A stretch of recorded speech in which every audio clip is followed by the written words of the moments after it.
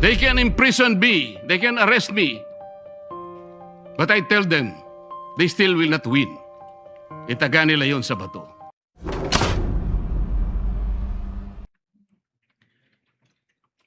Madam President, distinguished colleagues of this chamber, and my beloved countrymen, there are moments in the life of a republic when silence becomes easier than speech, when comfort becomes more tempting than courage, and when public office is tested not by applause, but by pressure.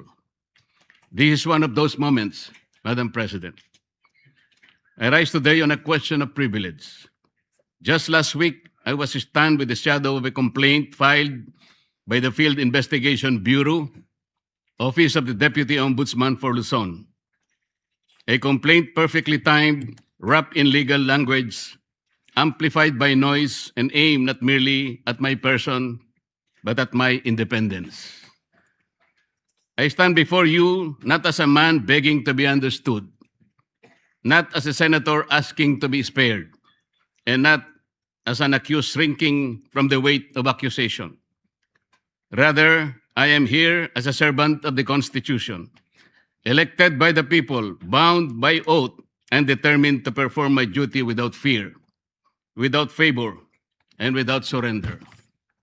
The complaint arrived while the Senate is confronted with uncomfortable truths, namely, the pending continuation of the investigation of the anomalous flood control projects, the approaching constitutional burden of an impeachment trial, and the growing pressure upon this institution to surrender its independence through political maneuvering disguised as constitutional reform. Let us not pretend that this complaint came in a vacuum. The pattern is too visible to ignore. First, remove the inconvenient voices from the inquiry, then weaken those who refuse to conform, then frighten others into silence and submission before the decisive constitutional battles begin. Mr. President, this is not merely about a complaint. The trump-up charges filed against me and some of my friends are not merely legal accusations.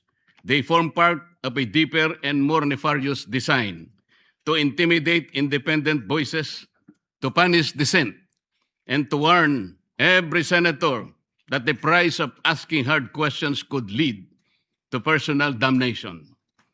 If the intention of these cases is to silence me, let me say this at the very beginning. It has failed. I will not be silenced. I did not seek public office to become comfortable, Madam President. I did not take my oath merely to occupy a seat in this chamber while billions disappear into darkness, while constitutional processes are manipulated by pressure, or while the Senate is slowly conditioned to fear retaliation for independent judgment. I did not take my oath to serve only when service is convenient. I did not come to this chamber to lend my voice when power applauds and withdraw it when power becomes displeased. The senator is not elected to be timid.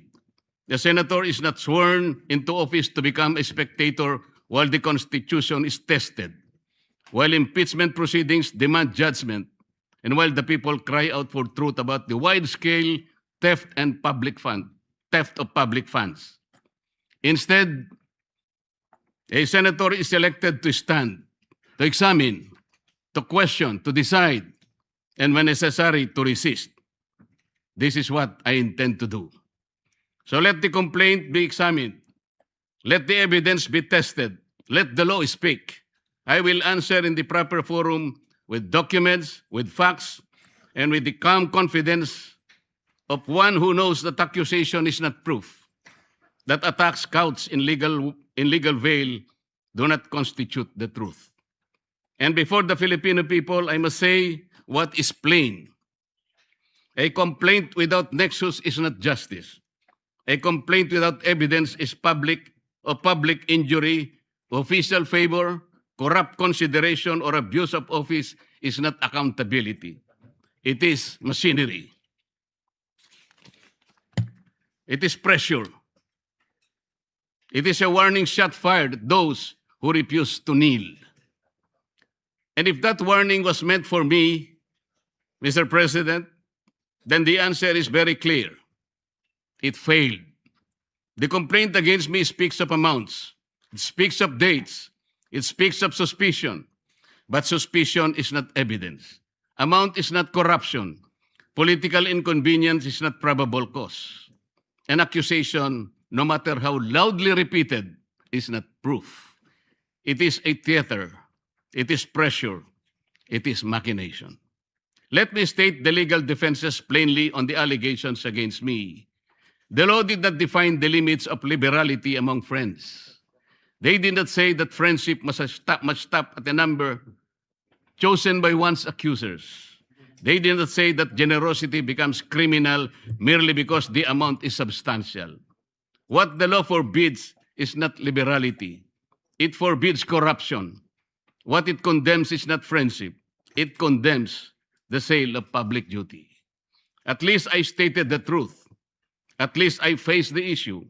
At least I did not hide behind silence. So I ask, what of those who receive support, gifts, donations, favors, or assistance for their own electoral campaigns and keep them beyond public scrutiny? Shall the law be a sword only against those who dissent and shield for those who belong to the circle of the powerful?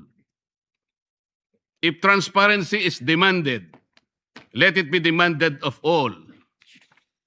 If public morality is the standard, let no one be exempt because of wealth, alliance, influence, or proximity to power. And so I speak again, clearly and directly. What official act did I sell? What vote did I promise? What public fund did I touch? What government contract was delivered? What favor was asked, promised, or given? If they cannot answer these questions, then this complaint is not the pursuit of justice. It is a deliberate attempt to silence dissent. But this is larger than me. This is not a fight for one man. This is not a fight for one faction. This is not a fight for political survival. This is a fight for whether the Filipino people may still have senators capable of questioning, investigating, judging, and speaking freely without fear or favor. When this chamber is called upon to sit in impeachment proceedings, we are not merely politicians. We are senator judges. We are bound to listen, to weigh evidence, to apply the Constitution, and to act according to our conscience. That responsibility cannot be curtailed by fear, pressure, harassment, or manufactured accusation. No one should be allowed to intimidate a senator judge into silence. No one should be allowed to punish a member of this chamber for ensuring that impeachment must be governed by law, evidence, due process, and conscience. Whether one favors or opposes any party in those proceedings, that's not the point. The point is whether the Constitution shall speak above political convenience. I will perform that duty, Madam President. I will listen. I will weigh the evidence. I will obey the Constitution. I will not prejudge. I will not be dictated upon. I will not surrender the independence of my vote to any power outside this chamber. Even if the path becomes lonely, I will walk. I will walk it. Even if the attacks become heavier, I will endure them. Even if my voice becomes inconvenient to the powerful, I will continue to speak the way I should. The same is true of the Senate's investigation of the flood control scandal. That inquiry must continue. It must not be weakened. It must not be derailed. It must not be silenced. If there has been grand-scale theft from the country's coffers, then that is among the greatest sins of our modern public life. It is not ordinary corruption. It is the stealing of safety from communities that drown. It is the stealing of roads from farmers. It is the stealing of classrooms from children. It is stealing of medicine from the sick, wages from workers, and hope from taxpayers who labor honestly while others feast on public money. No senator should be silenced when the duty is to follow the trail of the public's money. No committee should be weakened when the task is to expose corruption. No voice should be threatened when the question before the nation is whether the billions intended for the people were ransacked by bandits of insatiable greed. I do not fear imprisonment. I fear a country where freedom itself is imprisoned. I fear a republic where legal processes are twisted into weapons, where dissenting voices in the Senate are mechanically trimmed down, and where the rich and the powerful elite manipulate institutions so that only their chosen voices may be heard. While others may refuse to speak because of threats, I will not. Madam President, I will not let fear write my narrative. I will not let intimidation decide my vote. Make me bleed, and I will still shout out to the high heavens for truth and justice. Push me against the wall, and I will still push back with all the lawful strength that conscience, evidence, faith, and duty can give me. Not with violence, not with hatred, not with recklessness, but within the Constitution, in my hand, the law in my shield, the truth as my voice, and the Filipino people as my reason. Nelson Mandela once spoke of a democratic and free society as an ideal for which he was prepared, if necessary, to die. I do not compare myself to Mandela. I am too little to even try, Madam President. But I understand the burden of that lesson. Freedom is never preserved by the silent. It is preserved by those who still speak when silence becomes the safer choice. And so I say this, to those who believe that cases can frighten us, that accusation can tame us, that pressure can make us forget the oath we took before the people. You have misread the Senate. You have misread the Constitution. You have misread me. May I repeat? I will answer this complaint in the proper forum, calmly, firmly, and with evidence. I will sit in impeachment proceedings with conscience, impartiality, and due regard for the record. I will pursue the examination of flood control anomalies with courage, fairness, and determination. I will not allow public funds meant to protect our people from floods to disappear into the hands of those who already have too much. I will not allow the greatest theft of our time to be buried under intimidation. Even if I am the only one left standing, I will stand. Even if my voice is the last one they wish to hear, I will still speak. Even if the path becomes lonely, difficult, and costly, I will continue because the oath I took was not ceremonial. It was not a line recited for record.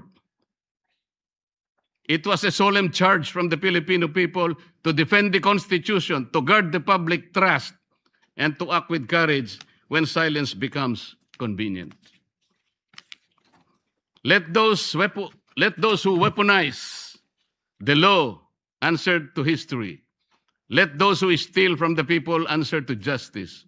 Let those who seek to silence dissent understand this. A senator who remembers his oath cannot be purchased by comfort, cannot be subdued by threats, and cannot be defeated by fear. Madam President, kaya po ba nila kong ipakulong? Kayang-kaya po nila. Nagawa nga po nilang umimbento ng krimen laban sa akin. Kamakailan lamang po, hindi pa nagtatagal, dito rin sa bulwagang ito, somebody said, sometimes you need to bend the law to be able to please the people. Am I right, Mr. Secretary Remulla? Secretary Remulla, then Secretary of Justice, now Ombudsman, said loudly, "Yes, sir." So pwede na nang baluktutin lahat, kagaya ng pambabaluktot na ginawa nila. Pero sinasabi ko, Madam President, they can imprison me, they can arrest me, but I tell them, they still will not win. Itaga nila yon sa bato. Madam President, before ending, let me share the declarations of our Lord God. In Isaiah 54:17. No weapon forged against you will prevail. You will refute every tongue that accuses you. This is the heritage of the servant of the Lord. This is their vindication from me. Maraming salamat po.